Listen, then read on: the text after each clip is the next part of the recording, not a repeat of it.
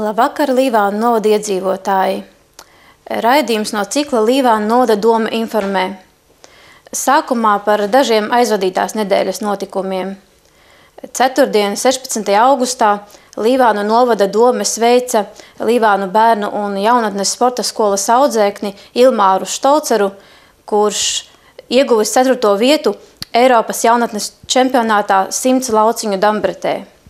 Piedalījās domas priekšsēdētājs Andris Vaivods, priekšsēdētāja vietniece Aija Usāna, bērnu un jaunatnes sporta skolas direktore Sandra Smilškalne, abi Ilmāra treneri, nopelniem bagātais pedagogs Jānis Auzāns un Jēkabpils valsts gimnāzijas direktors Valerians Vizulis un, protams, pats Ilmārs un viņa vecāki.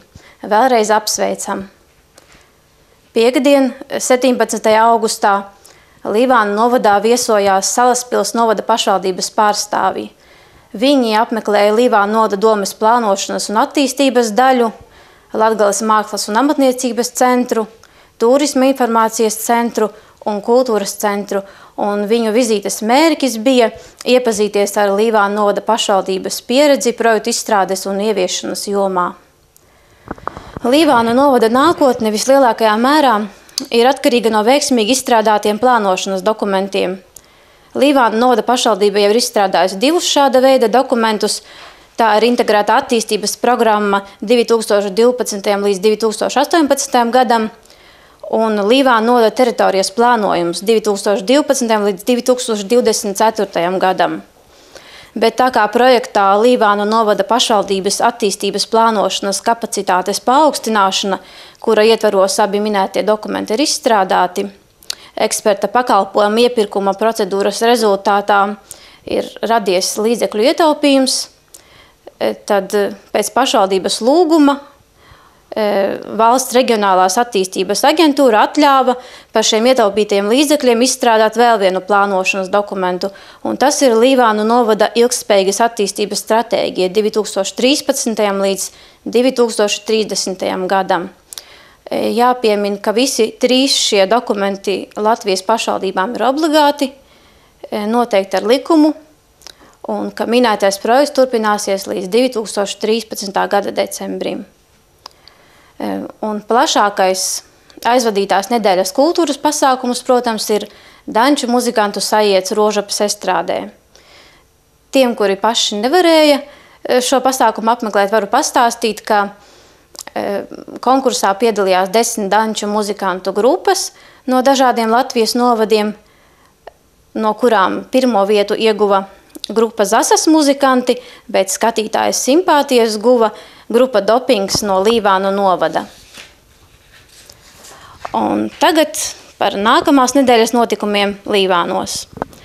Trešdien no pulkstens 9 līdz 12 iedzīvotājus pieņems domes deputāti Aija Usāne.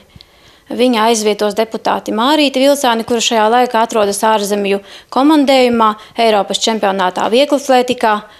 Aija Usāne pieņems iedzīvotājus Līvānu novada domes 221. kabinetā. Tuvojas jaunais mācību gads, un Līvānu novada izglītības pārvalde informē, ka nākamās nedēļas sākumā no 28. līdz 30. augustam notiks vairākas izglītības darbinieku sanāksmes un semināri, kuru laikā tiks pārunātas nākamā mācību gada aktualitātes. 28. augustā Latgales mākslas un amatniecības centrā notiks Līvānu novada izglītības darba metodiskās apvienības vadītāju sanāksme. Dienas turpinājumā Līvānu novada kultūras centrā notiks visu Līvānu novada pedagogu sanāksme, un šajā sanāksmē piedalīsies arī Izglītības un zinātnes ministrijas pārstāvji. 28. un 29. augustā Līvānu 1. un Līvānu 2. vidusskolā notiks izglītības darba metodiskās apvienības sanāksmes priekšmetu skolotājiem, kā arī sākumskolas skolotājiem un atbalsta personālam. Un 30. augustā izglītības pārvaldes speciālisti, kā arī izglītības iestāžu vadītāji dodas uz Rīgu, uz Izglītības un zinātnes ministrijas organizēto semināru, kur tiksies ar izglītības un zinātnes ministru Robertu Kīli. Plašāka informācija par visiem šiem izglītības darbinieku semināriem un sanāksmēm ir atrodama Līvānu novada mājaslapā www.livani.lv sadaļā izglītība. Vēl vēlos pieminēt to, ka jau tuvākajā laikā tiks uzsākts darbs pie Līvānu stikla fabrikas muzeja ekspozīcijas zāles aprīkošanas. Ekspozīcija tiks pārcelta no privātajām telpām, no iepriekšējās ekspozīcijas vietas uz īpaši šim nolūkam uzbūvētu piebūvi pie Latgales mākslas un amatniecības centra. Ekspozīcijas pārvietošana notiks pakāpeniski vairāku mēnešu laikā. Un noslēgumā Līvānu novada dome vēlas informēt par kāda nozīmīga nacionāla mēroga plānošanas dokumenta izstrādi.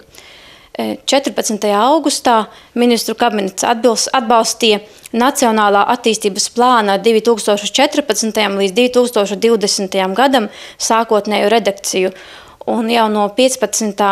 augusta tiek uzsākta šī dokumenta sabiedriskā apspriešana. Komentārus un priekšlikumus ik viens iedzīvotājs vai nevalstiska organizācija var iesniegt līdz šī gada 15. septembrim. Visā ar dokumenta izstrādes procesu saistītā informācija ir atrodama mājaslapā www.nap.lv. Plašāka informācija ir atrodama arī Līvānu novada mājaslapā www.livani.lv.